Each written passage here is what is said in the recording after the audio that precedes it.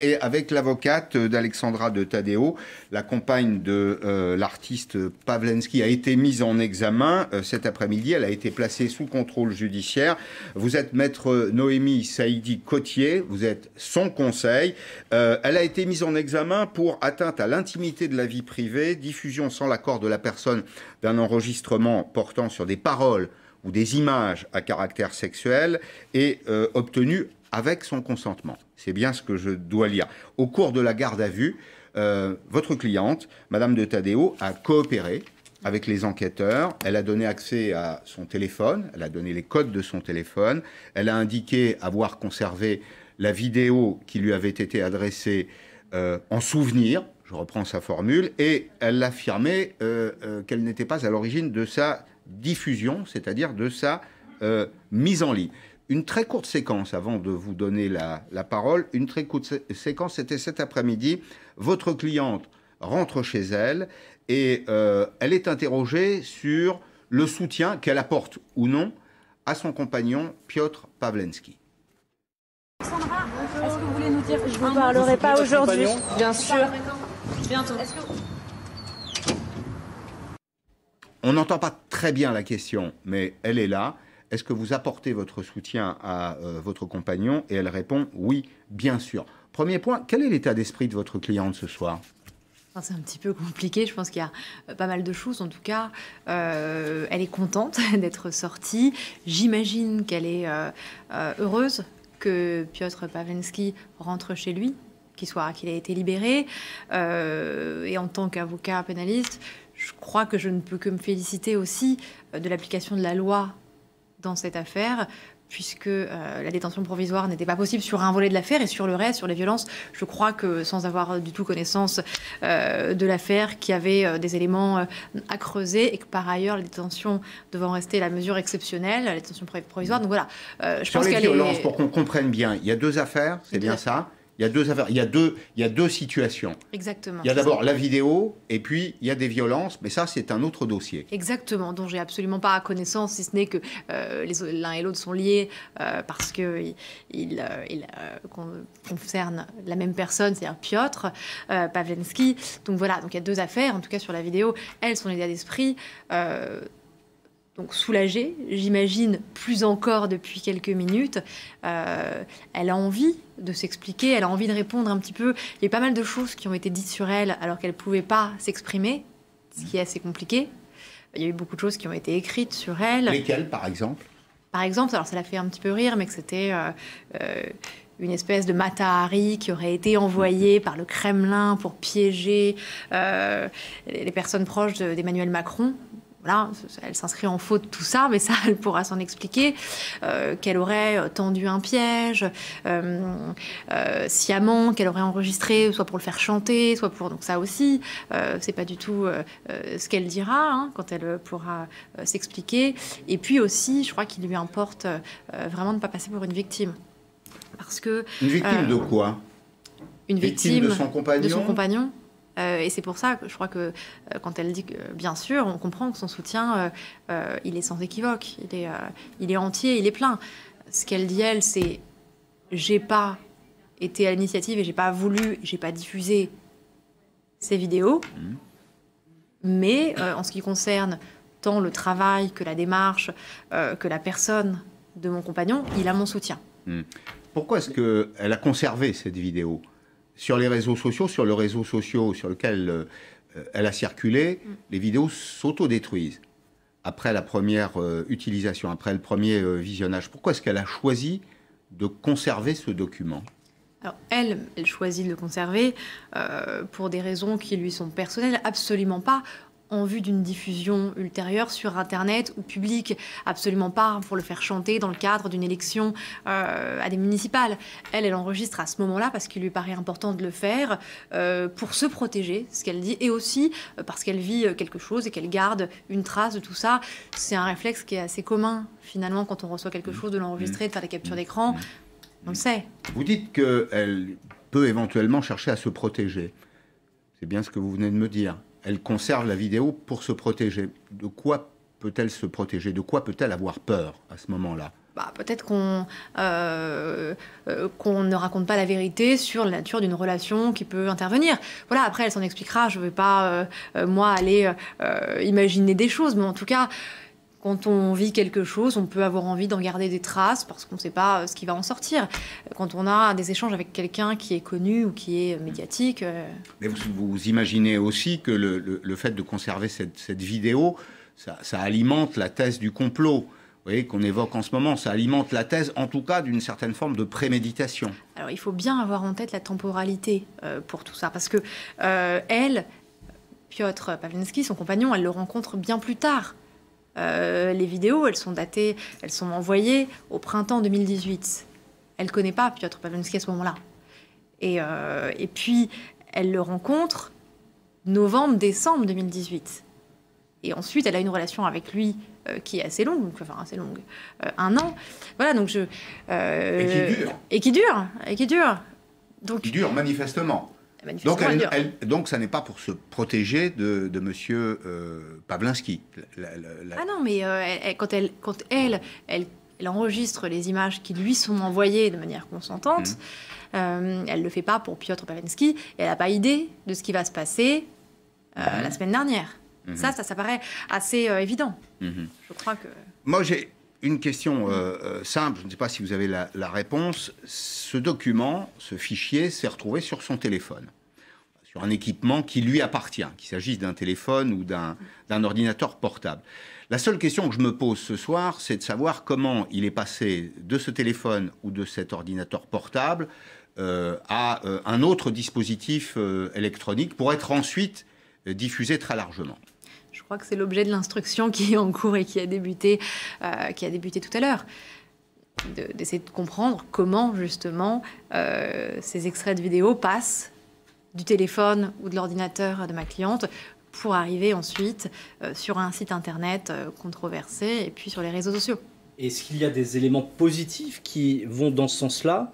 Parce que la juge d'instruction avait aussi possibilité de la placer sous le statut de témoin assisté, puisque ce que vous dites là, c'est que jusqu'à présent, il n'y a rien de pénalement répréhensible dans ce qu'elle a fait.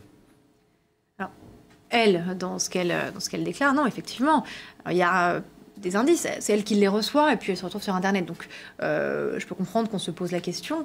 Après, à ce stade, non, il n'y a pas on n'a pas la certitude, en tout cas, qu'elle a elle-même diffusé ces vidéos sur Internet. Donc, ça aurait été à son insu ? Je sais pas. Ça, on aura l'explication après. En tout cas, elle n'est pas à l'initiative, elle n'a pas participé, elle n'avait pas envie. Aujourd'hui, elle soutient. Donc, si elle n'est pas à l'initiative, ce document lui a été volé. Je ne vois pas d'autre hypothèse. C'est effectivement une des solutions. Hein. C'est ce qui paraît. Si elle ne l'a pas donné, c'est qu'on lui a pris. Je suis assez. Mais pour avoir accès, vous savez comme moi que pour avoir accès à un téléphone ou à un ordinateur, il faut à minima quelques codes. Bien sûr. On ne viole pas un dispositif de cette nature sans un peu d'ingénierie, un peu de connaissance. Et donc, la réflexion que je me fais, c'est nécessairement quelqu'un qui lui est proche, qui la connaît, qui connaît ses habitudes digitales, qui peut avoir accès au contenu de ses ordinateurs ou de son téléphone. Bien sûr. Oui. Sans autre commentaire, oui, bien sûr.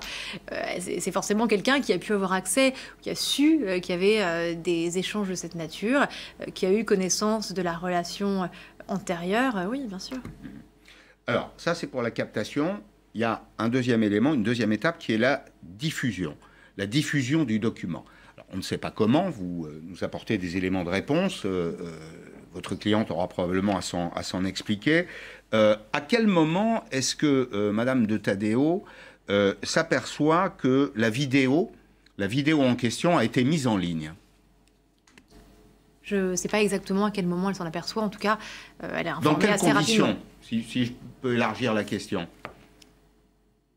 Je pense qu'elle a des personnes qui lui disent, ou alors elle le voit, ou elle en est informée. Ça n'a pas été caché très longtemps. Hein. Je veux dire, j'en ai moi aussi été informée par Twitter. Je pense qu'elle le sait. Donc elle l'apprend comme vous ou nous, simplement en consultant les réseaux sociaux. J'imagine, je ne sais pas. Vous savez quelle est sa réaction à ce moment-là? Je ne sais pas. tout cas, quand elle... oui, elle est fâchée, elle est pas heureuse que les images soient diffusées. Est-ce qu'elle en parle autour d'elle, à votre connaissance? Je ne lui ai pas posé la question. Donc je ne voudrais pas vous dire n'importe quoi.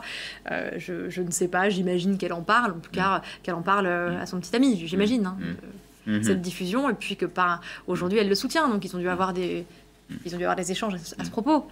Je vous propose d'apporter une pièce au dossier. Je vous propose d'écouter Galia Ackerman. C'est une traductrice, elle a traduit un ouvrage de M. Pawlenski. Elle est historienne également, et elle était il y a quelques jours sur LCI. Nous lui avons demandé si, à sa connaissance, M. Pawlenski maîtrisait suffisamment la langue française et le digital, la technique de l'informatique, pour réaliser l'ensemble de l'opération qui est la mise en ligne de cette vidéo et la création d'un site dédié.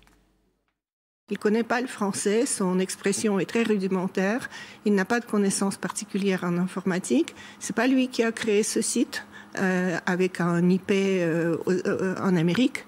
Ce n'est pas lui qui a écrit les textes qui sont sur le site parce que c'est dans un français absolument parfait. Et donc, il prend sur lui ce qui est probablement le produit d'une machination assez bien structurée à laquelle plusieurs personnes, dont tout le monde n'est pas nécessairement identifié, ont pris part. Alors, Mme Ackerman, elle parle de machination.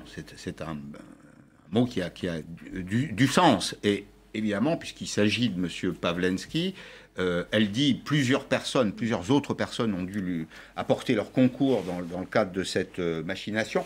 Qu'est-ce que ça vous inspire, vous? Est-ce que vous sentez derrière cette affaire une opération très organisée, avec une forte logistique?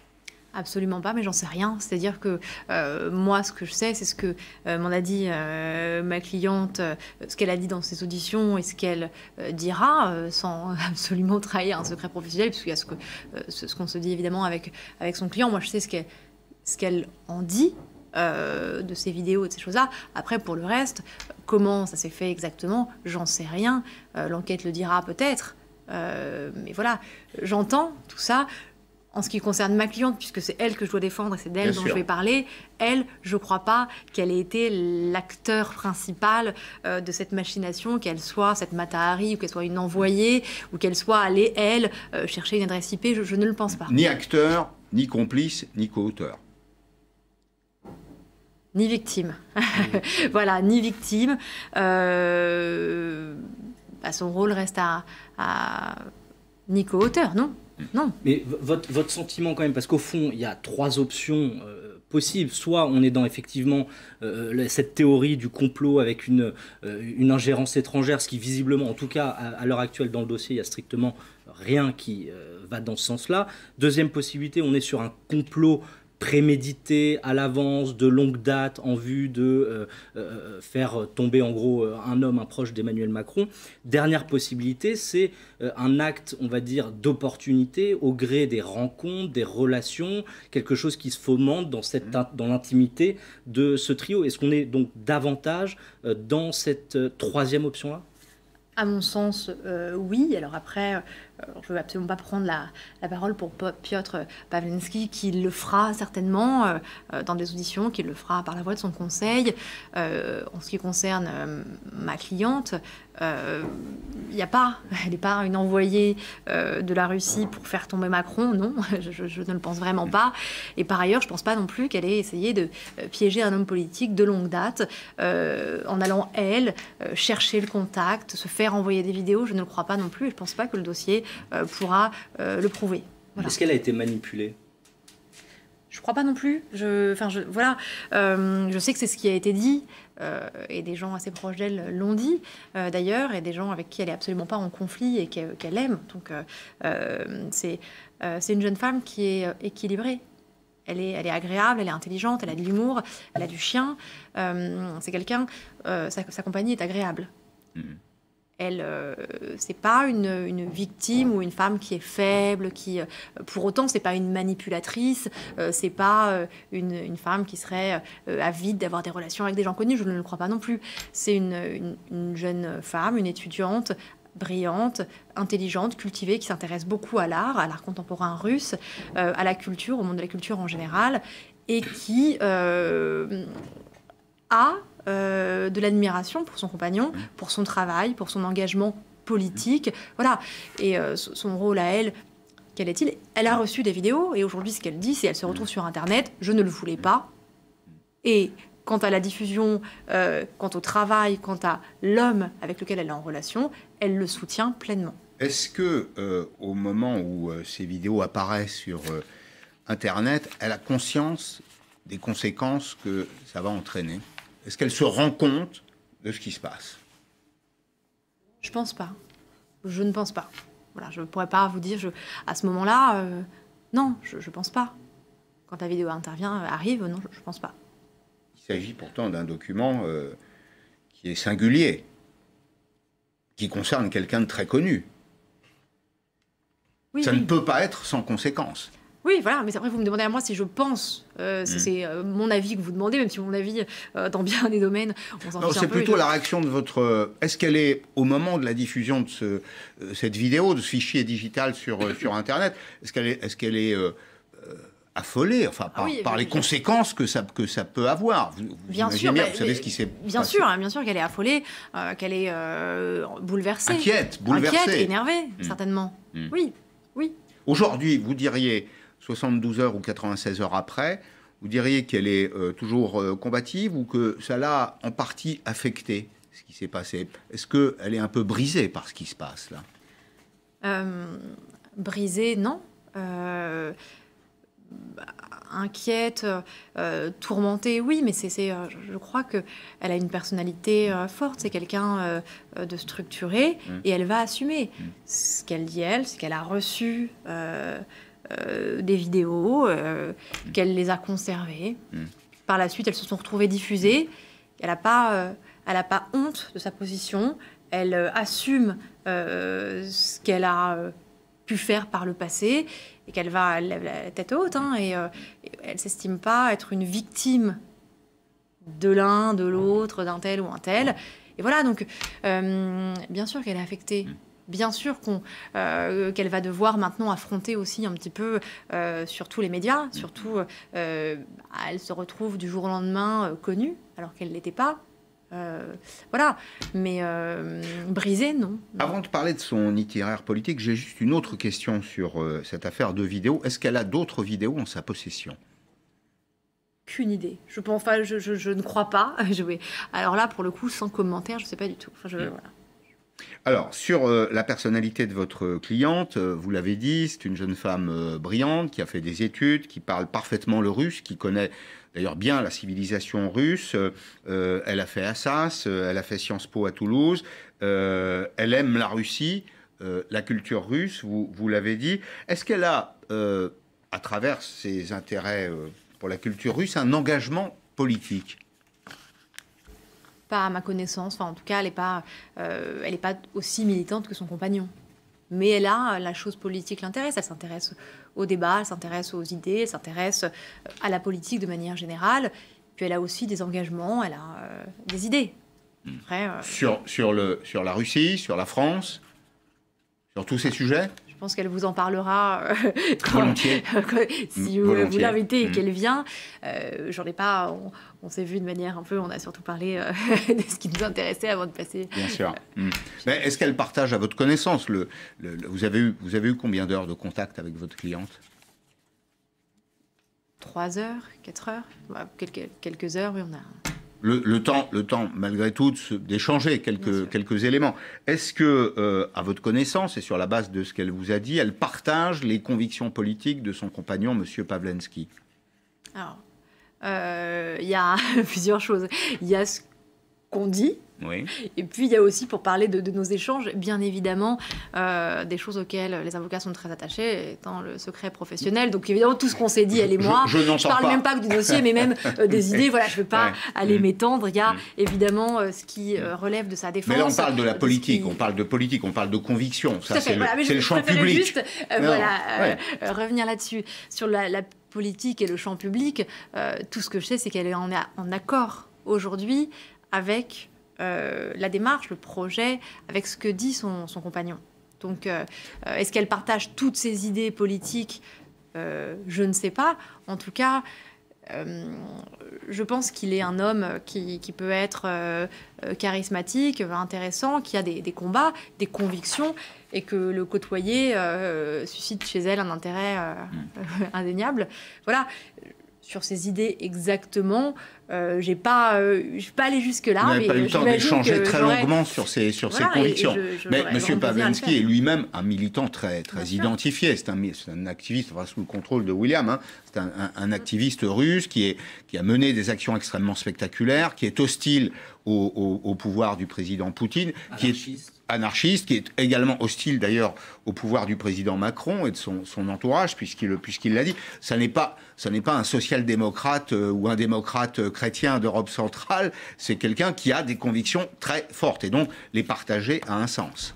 Bien sûr, c'est pour ça. Si vous m'aviez posé la question le concernant, j'aurais pu vous dire, sans trop avoir de crainte sur le fait de me tromper, que lui, oui, ses idées politiques, on les connaît. En ce qui concerne Madame de Tadeo, on les connaît pas. C'est pas quelque chose qu'elle met en avant. Et si elle partage sa vie et puis qu'elle le soutient, c'est ce qu'elle a dit dans l'extrait que vous avez diffusé. Oui, j'imagine qu'une partie de ses idées politiques lui parle, qu'en tout cas, aujourd'hui, elle fait sienne certaines de ses idées.